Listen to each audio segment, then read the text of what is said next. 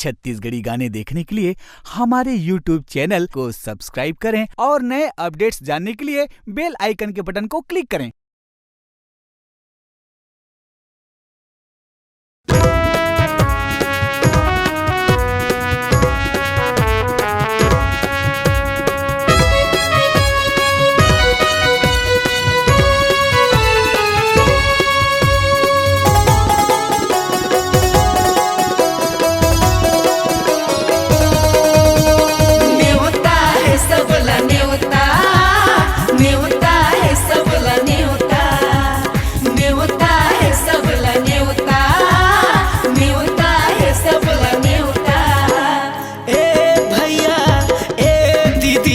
खेलाहू ना रंगोबती ए भैया ए दीदी देखेलाहू ना रंगोबती। हाँ ए भैया ए दीदी देखेलाहू ना रंगोबती।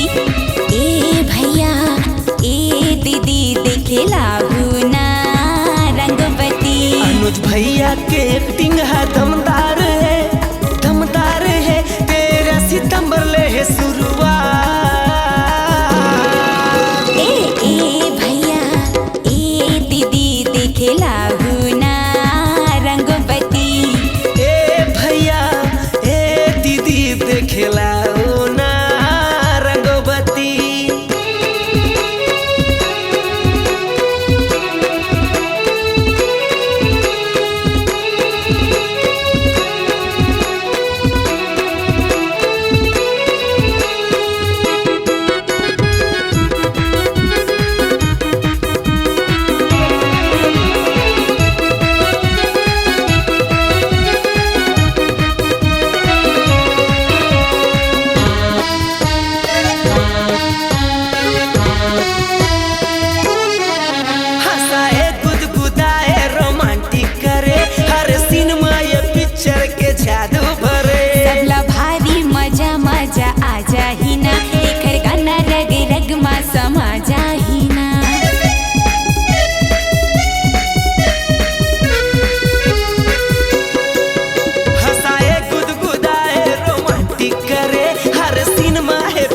के जादू भरे सबला भारी मजा मजा आ जाहिना।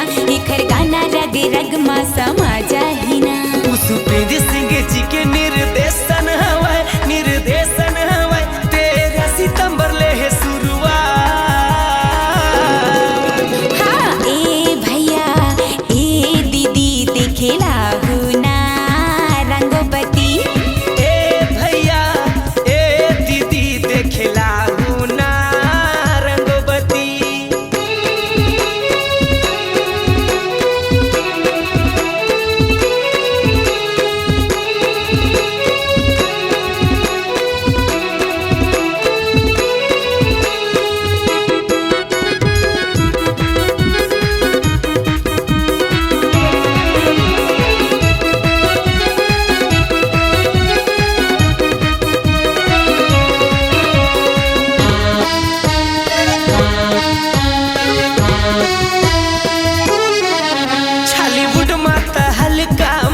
जाही रंगोबती पिक्चर है अब आही। संगी साथी जुर्मिल के सब आहूगा। रंगोबती पिक्चर देख के जाहूगा।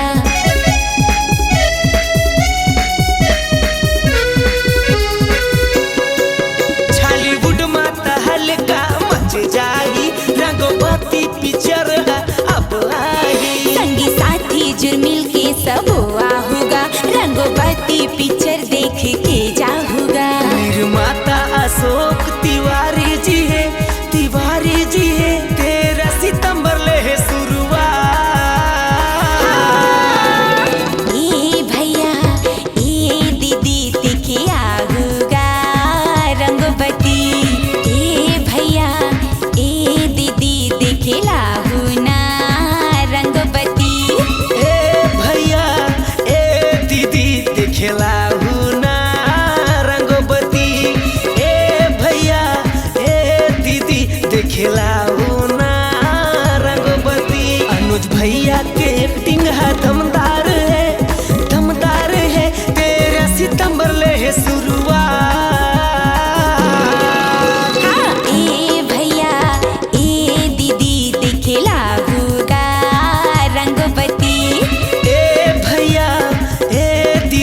देखेला